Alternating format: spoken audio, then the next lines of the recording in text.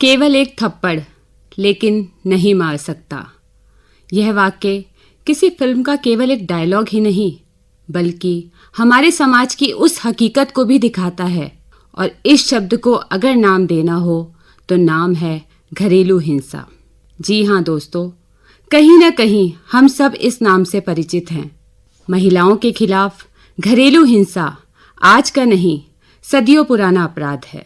समस्या ये है कि समय के साथ अधिकतर महिलाएं चुप्पी साध लेती हैं, खुद घुट घुट कर जीती हैं, पर लोग क्या कहेंगे इस चिंता में खुलकर कभी आवाज नहीं उठाती। पर जब हम आज की बात करते हैं तो ये अपने आप में एक प्रश्न बन जाता है कि आज हम इस विषय पर क्यों बात कर रहे हैं।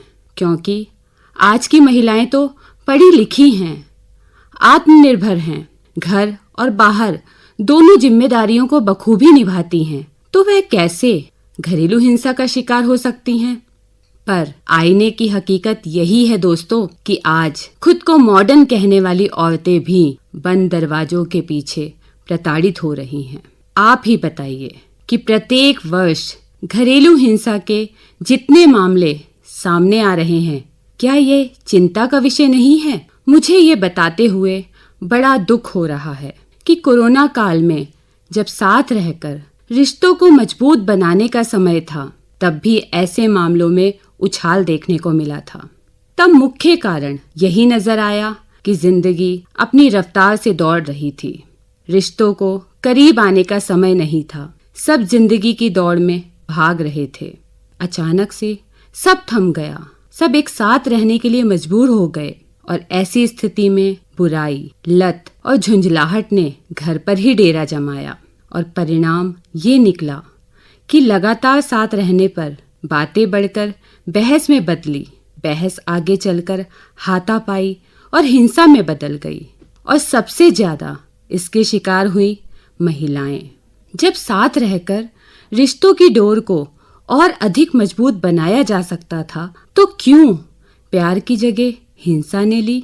है कोई जवाब आपके पास? तो श्रोताओं, सबसे पहले हम ये जानने की कोशिश करते हैं कि आखिर घरेलू हिंसा के कारण क्या हैं। दहेज कम लाना, पुरुषों द्वारा नशे का सेवन, स्त्री का बांझपन, बार बार लड़की को जन्म देना, यौन इच्छाओं की पूर्ति के लिए दुर्व्यवहार करना, स्त्री की पारिवारिक व सामाजिक स्थिति को आघात पहुंचाना, ये सब मुख्य कारण में गिने जा सकते हैं। इसके अलावा तो ना जाने ऐसी कितनी ही बातें बन जाती हैं जो घरेलू हिंसा का कारण बनती हैं। ऐसा नहीं है कि ये केवल आम महिलाओं के साथ ही होता है। अगर हम गौर करें तो टीवी जगत की कई प्रसिद्ध हस्तियों की लिस्ट सामने आ जाएगी जो कथित तौर पर घरेलू हिंसा की शिकार रही हैं। जब निम्न वर्ग से लेकर सभ्य वर्ग तक यही हाल है, तो ऐसे में हर किसी के मन में ये प्रश्न उठना स्वाभाविक ही है कि आखिर किस तरह के व्यवहार को घरेलू हिंसा माना जाता है। देश में इसको लेकर क्या कानून है, और सबसे बड़ा प्रश्न कि यदि दोषी पाए गए तो वह चाहे कितनी महान हस्ती क्यों ना हो, उसे क्या सजा मिलेगी। तो आइए अब जानने की कोशिश करते हैं उस अधिनियम की जो सरकार द्वारा महिलाओं की सुरक्षा के लिए बनाए गए हैं। सबसे शुरुआती कानून दहेज विरोधी अधिनियम बना, जिसके तहत दहेज देना और लेना दोनों को ही अपराध माना गया। क्योंकि घर में महिलाओं से मारपीट के मामले पहले दहेज से ही संबंधित होते थे, लेकिन घरेलू हिंसा को लेकर जो सबसे नया कानून बना है वे है घरेलू हिंसा से महिलाओं का संरक्षण अधिनियम 2005। कई प्रसिद्ध हस्तियों के खिलाफ इसी अधिनियम की धाराओं में केस दर्ज हैं। इस अधिनियम के तहत पीड़िता किसी भी राहत के लिए आवेदन कर सकती है, जैसे कि सुरक्षा, आर्थिक राहत, बच्चों की कस्टडी, मुआवजे की रकम, साथ ही अपने लिए निशुल्क कानूनी सहायता की भी मांग कर सकती है। और भारतीय दंड संहिता IPC के तहत क्रिमिनल याचिका भी दाखिल कर सकती है, जिसके चलते शोषण करने वाले पुरुष को 3 साल तक की सजा भी हो सकती है। साथ ही यह भी जरूरी नहीं होता है कि पीड़ित व्यक्ति ही शिकायत दर्ज कराए।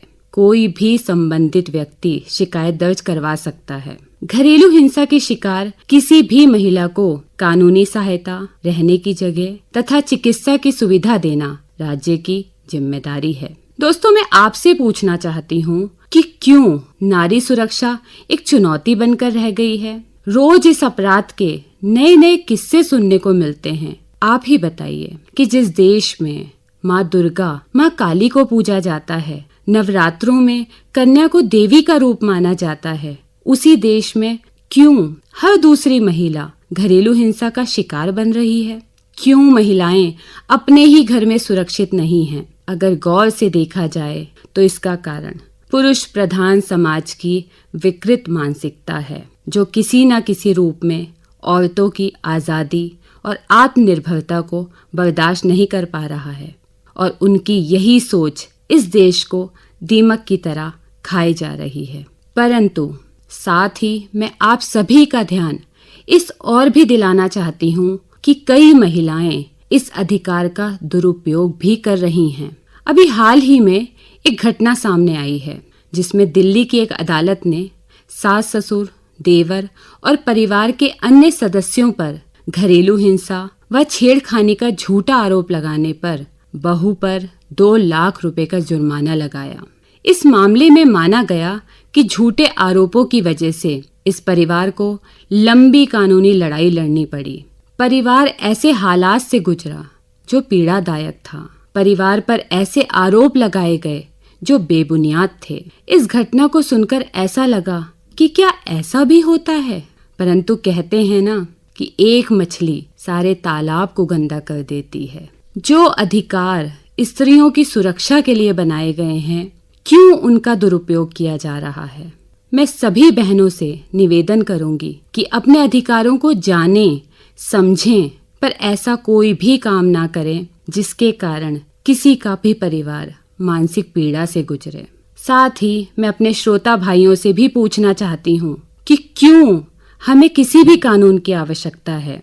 जो औरत हमारे ईंट पत्थर के मकान को घर बनाती है, क्या हम उन्हें वो प्यार और सम्मान नहीं दे सकते जिसकी वो हकदार हैं?